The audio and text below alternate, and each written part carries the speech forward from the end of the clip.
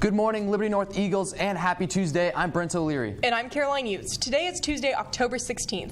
And coming up on our show today, we have a video on the Visiting Flu Shot Clinic, along with a spotlight on our very own school coffee shop, The Birds and the Beans. And look out for an exclusive interview with me and Jack Hankwoods, our school's very own short film producer. And stick around to the end of the show for an action-packed sports segment, plus information on Trunk or Treat and more. Your KNET News starts now.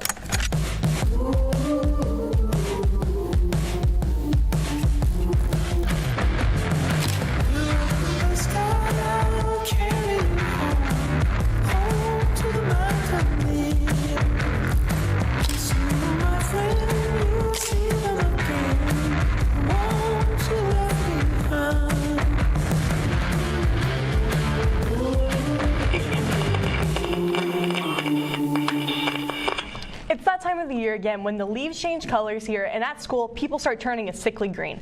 Next, we look at the process of giving flu shots to a school and discuss with Ms. Black why one might avoid the shot. Little viewer discretion. If needles bother you, you might want to look away. We're entering flu season this year, and some people are starting to get their annual flu vaccination. The CDC recommends that everyone, specifically children, should get flu shots annually, as well as other vaccines overall, to help eliminate the transfer of disease. It's important to get vaccines because in the past there were deaths and problems from these diseases, and the vaccines greatly reduced that number of people who used to die from the diseases. In Missouri, in the 2017-2018 flu season, only about half of children aged 1 to 17 received the flu vaccination. There are several reasons for people to choose not to receive an annual immunization against the flu. Some people cite religious reasons, an unlikeness to get the flu, or complications in the past. My family chooses not to get flu vaccinations because about 15 years ago, my husband had a flu shot and was paralyzed from about the waist down. It was an autoimmune disorder. It's kind of a fluke situation, but since then he's no longer allowed to do any sorts of immunizations because he could have a relapse, and it could be life-threatening. All right, thank you so much for that video and a lot of great information. Do you always get a flu shot? I always do because I've never gotten sick from one, but I do know a lot of people that say they have. But my mom actually has, and actually that's the reason I have never had a flu shot, because of her bad experience.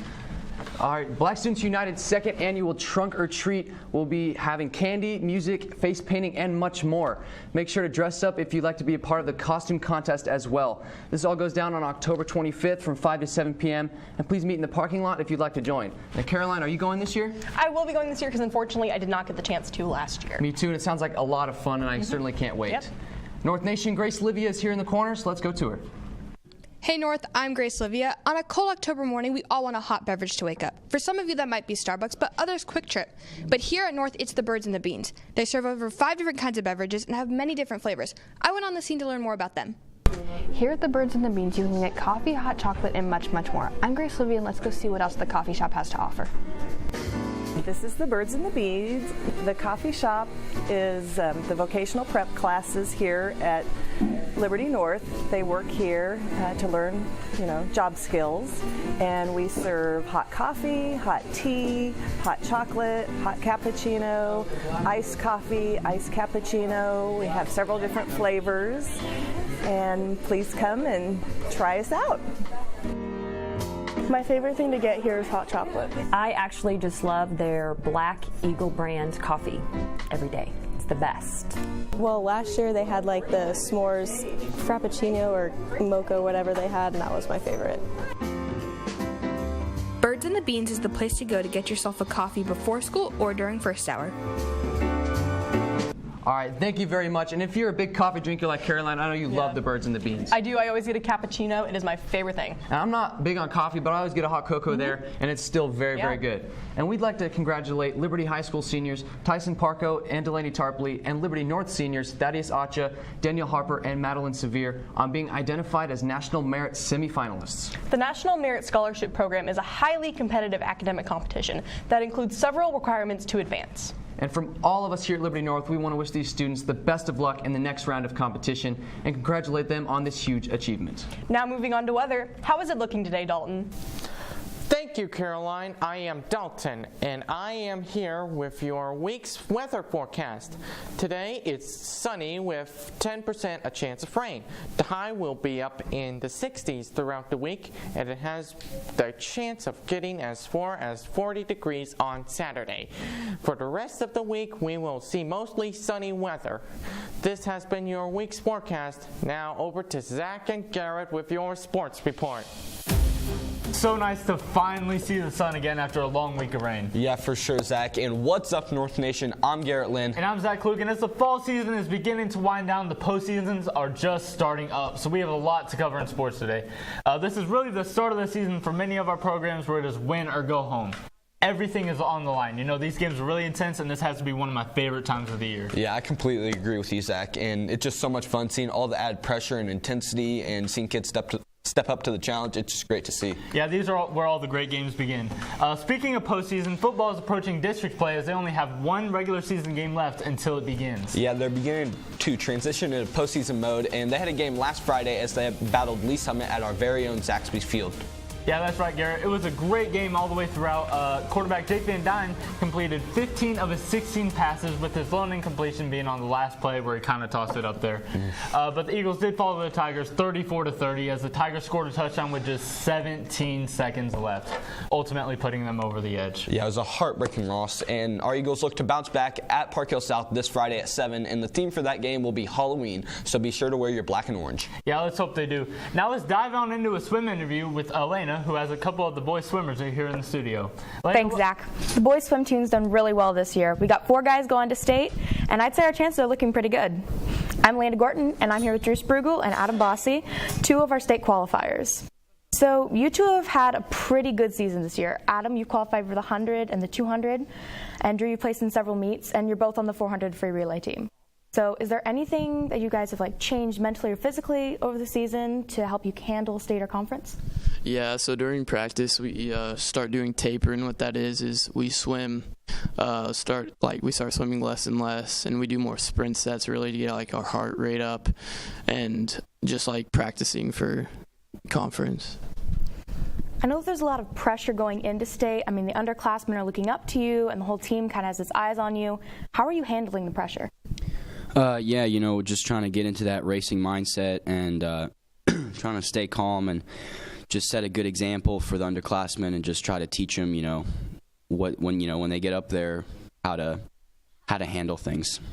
All right. So thanks for sitting down with me. On Wednesday, the boys have a meet at Truman, and then conference is next week, and state's right around the corner. Make sure you all check in on Twitter for updates on how the boys are doing. Back to you, Garrett. Thanks, Elena, for that. Last night, our men's soccer team took the long trip up to St. Joe Central to take on the Indians and lost 2-1.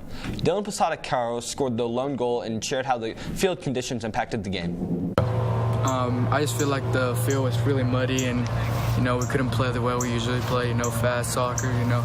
Play to fee and stuff. I feel like the field affected the team a lot. It's very sloppy. Soccer has 3 conference games left, then we'll head into district play. Now moving on to women's golf, we have our first state championship of the fall season going on right now as the women's golf team is competing. From Liberty North, we have 2 representatives in Kyla Wolke and Avery Mickelson. This is a 2-day event which started yesterday. So Nick, how did Kyla and Avery do yesterday? I'll tell you all about it, Zach. I'm Nick Fry, and I'll be talking about North's own Avery Mickelson and Kyla Wolke, who are competing in Missouri's women's golf state tournament. The tournament began yesterday, and the 2 girls did a great job. Avery shot an 83 and Kyla shot an 84, and those are both fantastic scores. They are both currently in the top 20, and you have to place in the top 15 to earn All-State. Avery and Kyla are back on the grass today, with Avery teeing off at 10:57 and Kyla teeing off at 11:06. Wishing the best of luck to both of them, I'm Nick Fry, sending it back to Garrett and Zach. The girls played in Excelsior Springs last night, taking on Liberty for the district title.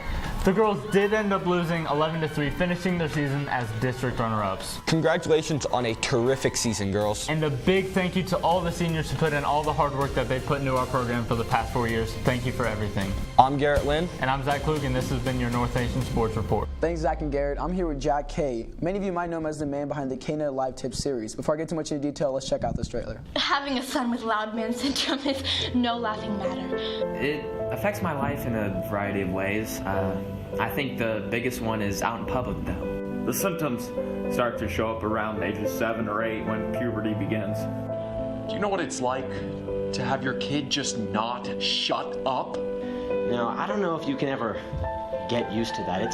It's so random. People all around me are always passive aggressive. Wow, Jack, that video looks amazing. Could you give us a little context to it? Yeah, so for this video, I created a fake disease called loud man syndrome that basically causes you to lose the control of the volume of your voice at random intervals. Like 1 second you'll just be talking normal, then you go super loud or super quiet. It's all random. Sounds cool. Okay, so what goes into making these little shorts? Like, what's it like being a film producer? We always get to work with amazing people. Specifically this time, I got to work with my good friend John. He's a freshman. And then I got to work with the theater department. So shout out to the Thespians for being in my short. That was really cool. I had a lot of fun working with them. And okay, so it sounds great. Is there anything you want to give viewers like a heads up to look out for in this video? Well, this video, it's all made up, all fiction. It's just supposed to be kind of funny. It might seem like it's taking itself really seriously, but it's just all in good fun, you know. Thanks so much for spending time with us today, Jack. That's all we have for today. Make sure to check out North Nation Media for the full short. And that's a wrap on this interview, and I'll cut it to the front to Brent and Caroline. All right. Thank you very much, Parman. I can't wait for this video. I love Jack's work, and I can't wait to see it next week. Drake University will be visiting school today at 2 p.m., and you can sign up, as always, through Naviance. Dancing with the Stars is this Sunday, October 21st. The Golden Girls will be selling tickets during lunch on Wednesday and Thursday. Tickets are $5.